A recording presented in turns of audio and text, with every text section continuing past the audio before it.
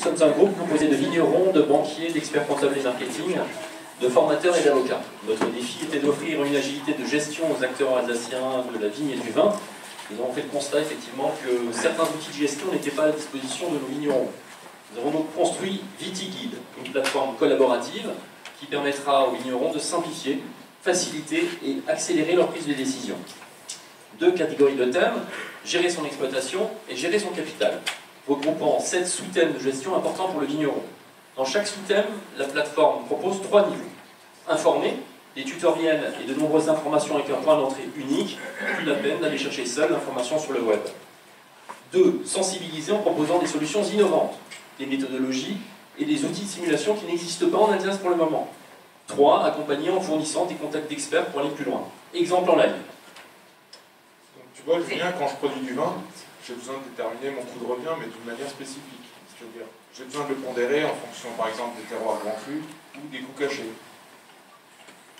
L'idée avec VitiGuide, Jérôme, c'est d'aller dans l'application et d'ouvrir une application qu'on a créée afin de déterminer justement le coût de revient par type de terroir en prenant un certain nombre d'éléments, dont le travail caché et des pondérations en fonction des coteaux et des prix de certaines terres, etc. En prenant ensuite l'ensemble de ces données, on arrive sur une fiche de calcul qui va déterminer ton coût de revient domaine et ensuite coût de revient par justement terroir.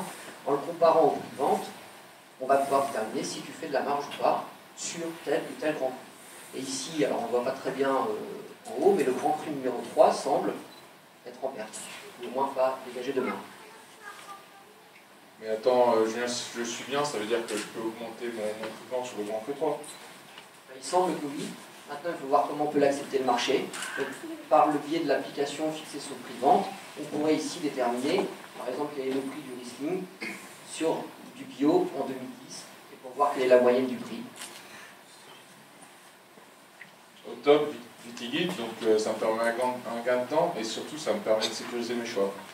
Le Crédit Agricole Optimis, l'organisme de formation professionnelle agricole d'Alsace et PwC s'engage aujourd'hui à apporter de l'information et du savoir-faire qu'on a valorisé à 75 jours hommes, soit environ 100 000 euros.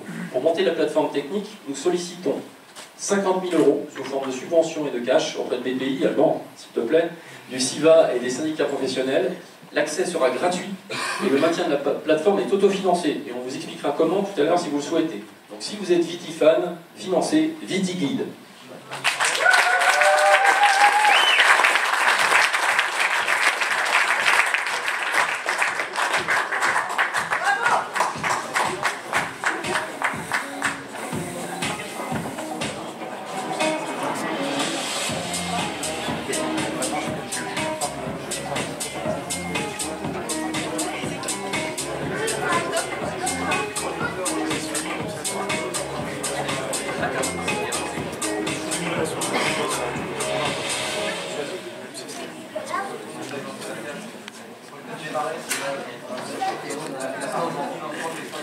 La partie financement de l'exploitation. Alors oui, tout à fait. Alors, on a la chance d'avoir un organisme de formation avec nous, donc c'est déjà négocié. On n'a pas encore conclu et contracté, mais l'organisme de formation via l'OPCA financerait une partie des tutoriels. Donc dès qu'on accède à la plateforme, il y aurait une participation de la part de l'organisme de formation. Par ailleurs, le vigneron, quand il téléchargera certaines informations, il paiera pour ça, mais à hauteur du crédit d'impôt formation qui lui est offert par l'État. Donc en fait, en réalité, il va recouvrir très exactement ce qu'il va payer dans la plateforme. Et enfin, on demandera donc une participation financière des vignerons en contrepartie d'un coffre-fort électronique qu'on mettra sur la plateforme. Vous savez peut-être qu'il y a des nouvelles obligations fiscales qui sont de digitaliser en fait toutes les factures et de les maintenir dans un coffre-fort. La plateforme aura ce coffre-fort, donc en contrepartie de ce prix, on pourra financer le maintien de la plateforme.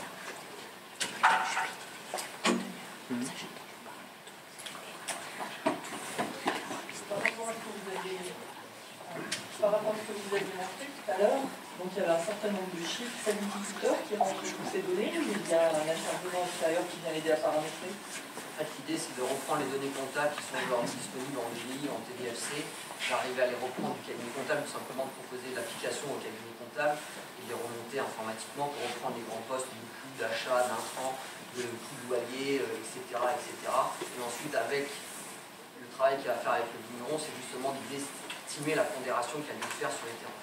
Donc il y aura l'intervention de quelqu'un de... Il faut que le vigneron participe à la pondération du liquide. Alors parmi les pondérations, on a le travail caché, on a le travail en pente ou pas, on a le grand cru ou pas, parce que ça change certains paramétrages comme la bouteille, l'étiquette, etc., le bouchon, tout ça, ce sera intégré directement dedans. Aussi bas. Et on protégera les données en tant qu'avocat. À l'heure actuelle, vous avez identifié d'autres solutions qui pourraient potentiellement être concurrentes? À ce stade, non. Alors, beaucoup d'informations existent. En fait, on vous parlait d'un postulat de départ. En réalité, il arrive de PwC, des équipes de Bordeaux, de Cognac et de Champagne, qui de temps en temps discutent avec nous et nous disent est-ce que vous avez ça, est-ce que vous avez ça, est-ce que vous faites ça, est-ce que ces solutions juridiques, fiscales, financières, vous les connaissez? Et chaque fois, la réponse est non.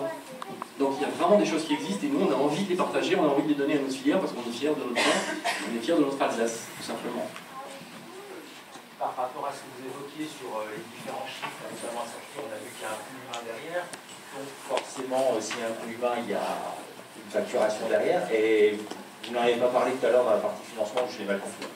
Si, on proposait en fait, on est plusieurs grands acteurs en fait aujourd'hui déjà présents dans le domaine du conseil. Ce qu'on propose, c'est d'apporter notre valeur incorporelle de départ. Nous, en réalité, notre business model, c'est de se faire connaître, évidemment. S'il y a un accompagnement à la fin pour mettre en œuvre vraiment en tant qu'artisan, là, évidemment, il y a des prestations, mais ce sont des prestations de banque, d'experts comptables, d'avocats classiques.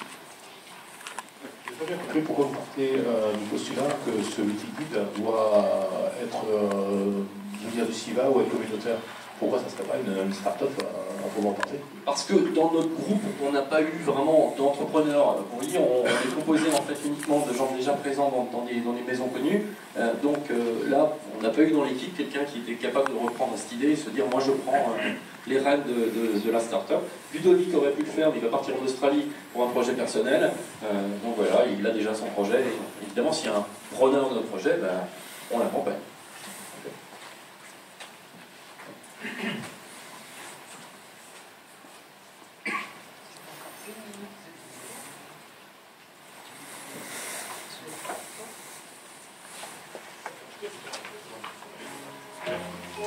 Merci.